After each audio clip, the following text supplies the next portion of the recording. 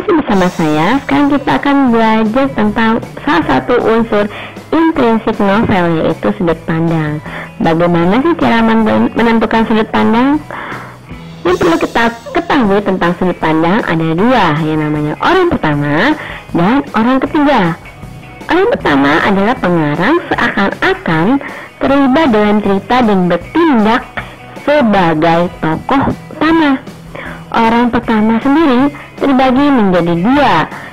Ada yang namanya tunggal dan jamak.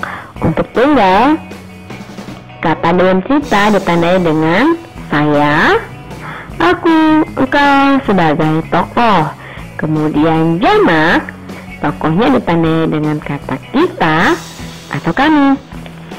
Kemudian untuk orang ketiga, pencerita berada di luar cerita. Nah, kalau orang pertama itu di dalam cerita, orang ketiga berada di luar cerita dan tidak terlibat dalam cerita tersebut. Orang ketiga dibagi menjadi dua, yaitu tunggal dan jamak.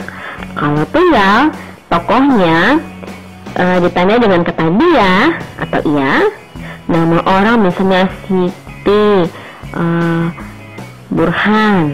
Lalu ada lagi kata beliau. Nah, untuk jamak ditandai dengan kata mereka sebagai tokoh. Selanjutnya, orang ketiga ada yang namanya orang ketiga pelaku utama dan orang ketiga serba tahu. Orang ketiga pelaku utama, dia bertindak sebagai pelaku utama. Sedangkan kalau orang ketiga serba tahu, ia mengetahui berbagai hal tentang tokoh, peristiwa, tindakan, dan motivasi yang melatar belakanginya.